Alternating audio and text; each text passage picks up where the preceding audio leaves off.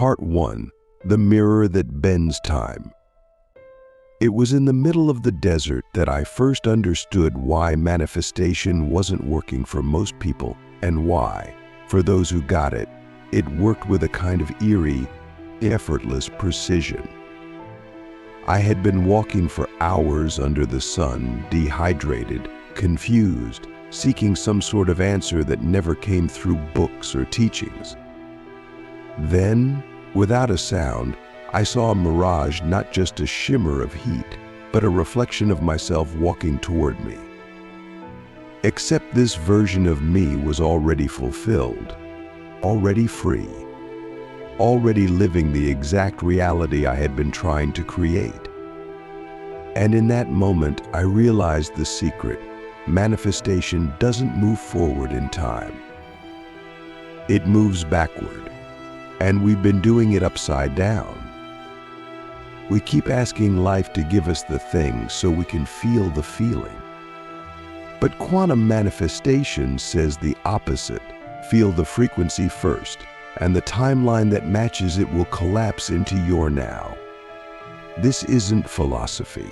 This is physics. In quantum mechanics, particles respond to observation. Reality behaves differently based on expectation. That means your inner state is not reacting to the outer world, it is choosing which version of the outer world you experience. And that's the reversal. That's the glitch in the matrix that no one taught you in school. You were raised to believe time moves in one direction. That past leads to present, and present leads to future. But that's only true in 3D. In quantum space, time is non-linear.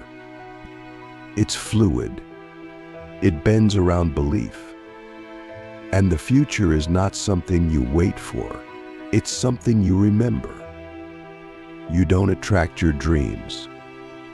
You tune to the version of yourself that's already living them, and then you align your actions, not to get there, but to catch up to what already exists. Can you feel the difference in that? Click subscribe to this channel to get more profound insights. Let me ask you something radical. What if the version of you who already has what you want is more real than the version of you that's doubting it? What if the you who's in love, abundant, radiant, healthy, deeply fulfilled, that version isn't a fantasy, but a frequency anchor? And what if the only reason you haven't experienced that reality is because you're still vibrating at the level of the absence, not the presence, of what you desire? This is where quantum manifestation breaks every rule of conventional logic. When you operate in 3D, you think I'll feel successful once I have money. But in the quantum field, it's reversed. Once I feel successful, the money comes. Why? Because your emotional state is the selector. Your vibration is the architect. You are not attracting from lack, you are selecting from abundance.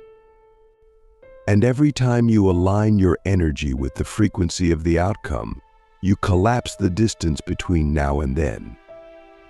You don't wait for the future. You become the version of you that lives in it. And then reality follows. Now, here's where most people get stuck. They try to fake it till they make it. But you cannot lie to the quantum field. It doesn't listen to your words. It listens to your resonance. You can repeat affirmations all day, but if your body is still vibrating fear, doubt, and lack, the field responds to that. So the work is not about positive thinking. It's about energetic congruence. You must feel now what your future self feels so completely, so unapologetically, that the field has no choice but to reorganize around your frequency. This is why quantum manifestation feels like it works backwards. Because the feeling must come before the evidence. The trust must come before the proof. The embodiment must come before the result. And this is terrifying to the mind, but it is liberating to the soul. Because once you understand this, you stop begging reality to change. You start changing your alignment, and reality bends to you. So how do we begin? You start by asking, what does the version of me who already has this feel like? Not what they do. Not what they have, but how they feel. Are they peaceful? Confident? Grateful? Free? That feeling is your portal. Once you identify it, you begin to practice it not someday, but now. You breathe it in, you walk with it. You let it shape your posture, your decisions, your presence, not performatively, but authentically. And then a strange thing happens. Reality begins to shift, subtly at first. A conversation feels lighter. An opportunity shows up. A decision becomes clear. You're not forcing it, you're matching it. And the more you match it, the more momentum builds. This is the collapse. This is the timeline jumping that mystics spoke of and quantum physicists are only beginning to understand. You are not waiting for miracles. You are resonating with them. There will be moments of doubt. That's inevitable. The old identity will scream for attention. It will say, this isn't working. Nothing's changing. Go back to the way it was. But that's the final test. The field is asking, will you trust what you can't see long enough for it to materialize? And when you hold your frequency anyway, when you feel the feeling before the form, you pass through the veil. And what was once invisible becomes inevitable. This is where deeper mastery begins. You realize that manifestation is not about getting things, it's about becoming someone. Someone who remembers that reality is not fixed, that time is not linear, that the future doesn't happen to you, it comes from you. You stop trying to control outcomes and start curating resonance. You stop chasing and start channeling. You stop waiting and start wielding. Now let's get even more practical. If you want to quantum manifest, you must begin each day not by checking your problems, but by calibrating your state. You wake up and you tune in not to your to-do list, but to your timeline. Which version of you are you choosing today? The one who's afraid, or the one who already knows it's done? You sit with that version. You breathe like them. You move like them. You make decisions like them. And then you release attachment to how or when it shows up, because in the quantum, it already has. This is not about pretending. This is about remembering. Remembering that you are a fragment of source, encoded with the ability to bend time with your intention. That's not a metaphor. That's your nature. You've done it before every time you had a gut feeling, or just knew, or saw a vision that later became real. That wasn't luck. That was quantum access. And the more you practice it, the more natural it becomes. So let me ask you this. What are you waiting for that you could already be? What version of you are you postponing until the world gives you permission? What if the world is just reflecting your inner signal? And what if you change that signal today, not by force, but by frequency? Because the moment you do, the field responds. Not because you earned it, but because you aligned with it. You don't have to wait anymore. You don't have to prove anything. You only have to choose a new vibration and live as if it's real, because in the quantum it is. You were born to remember this, to master this. It teaches this by being it. And once you do, you won't just manifest a new life, you'll merge with the version of you who already has it. That's the secret. That's the reversal. That's why it works so powerfully. Because quantum manifestation doesn't wait for time. It creates it in reverse. Part 2. The timeline is listening. There's a point on this path where you no longer wake up hoping for a miracle, you wake up as the miracle. And when you do, everything changes. You begin to notice how reality responds not to your plans, but to your presence. The timeline you experience is not shaped by how hard you work or how long you wait. It's shaped by how deeply you embody your chosen state of being. You don't become your future by chasing it, you become it by remembering that it exists right now, just one vibrational match away. This is where the illusion of cause and effect begins to collapse. In classical thinking, you take action, and then you receive a result. But in quantum manifestation, you align with the result, and then your action becomes obvious. You don't act to get somewhere, you act because you're already there. That's backward to the mind, but to the field it makes perfect sense.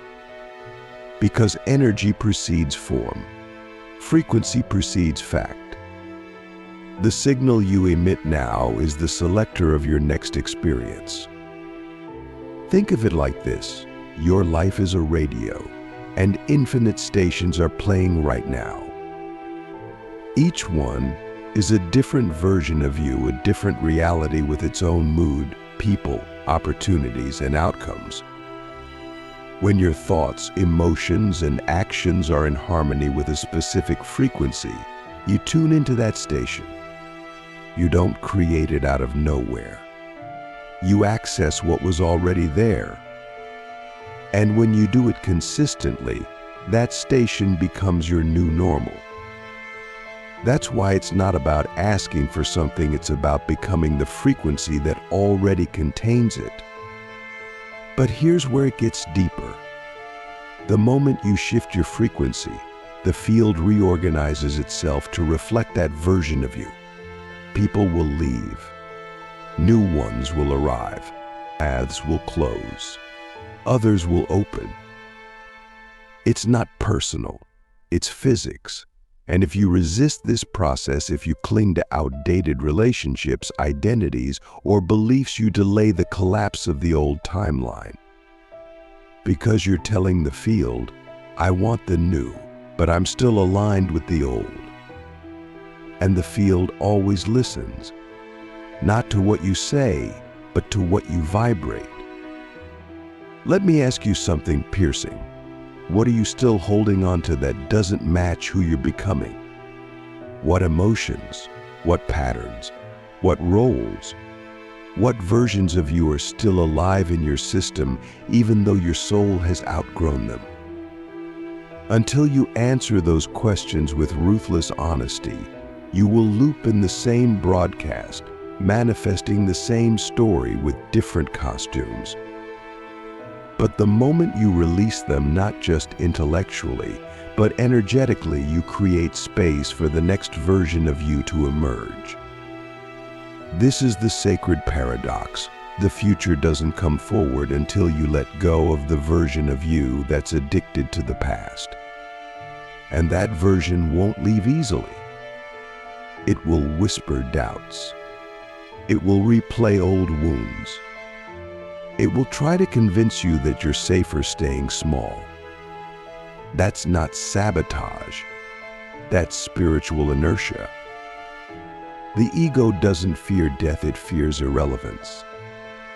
And when you stop feeding it, it panics. But if you can breathe through the panic and stay anchored in your chosen frequency, you'll witness the quantum shift. This is the moment when the timelines diverge. You feel it in your chest. The old story starts to dissolve. The new one hasn't fully arrived. It's the void, the space between versions. And it's sacred.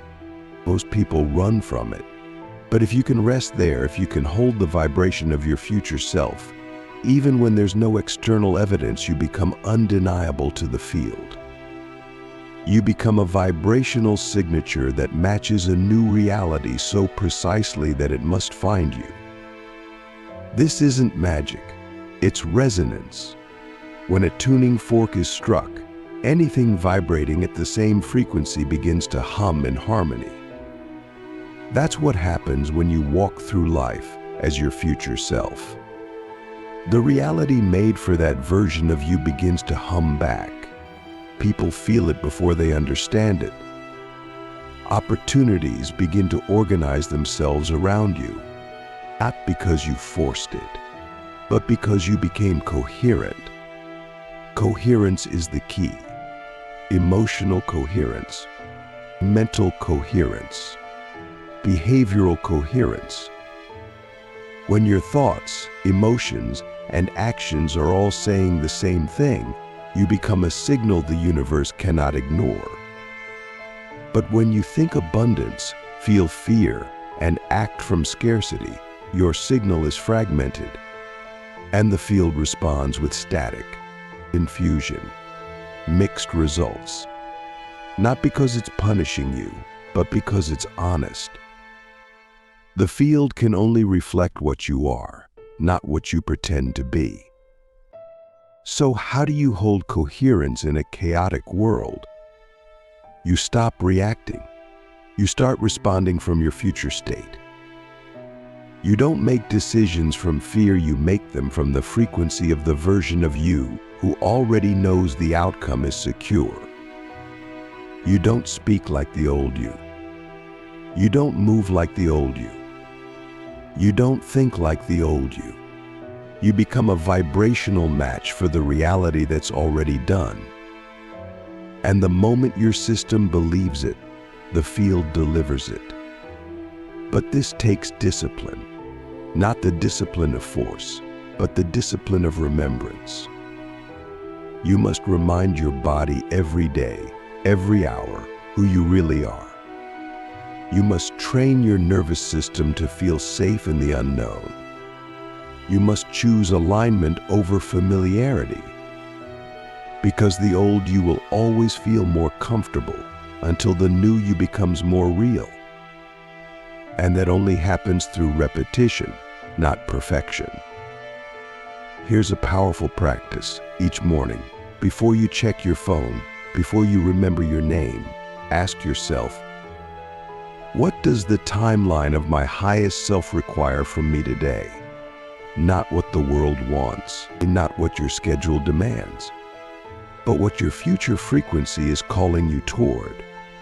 Then move from that. Speak from that. Breathe from that. Let that become your operating system. And watch how fast the quantum field begins to organize around you. The deeper truth is this: you are not manifesting a thing. You are manifesting a version of you. And that version already exists outside of time. It is not waiting for you, it's calling you. Every desire you've ever had is just a breadcrumb from that version. Every dream, a memory from another timeline. You don't need to figure out how to get there. You only need to match the signal. And the signal is always emotional. It's never logical. So ask yourself now, and don't answer too quickly, what does it actually feel like to be the version of you who has already received it all? Don't describe it. Feel it. Is there peace? Freedom? Ecstasy? Groundedness? Play that frequency like a song in your body. Let it vibrate through your spine. Let it inform your decisions, your posture, your tone. That is the ceremony. That is the manifestation. That is the portal. Because when the signal is real, reality obeys. And when you stop trying to predict what's coming and start becoming what's inevitable, you collapse the distance between now and the next version of you. Quantum manifestation doesn't wait for permission. It waits for precision. Part 3. The future isn't coming, it's remembering you. There will come a moment when you stop praying for your future and begin to feel it praying for you.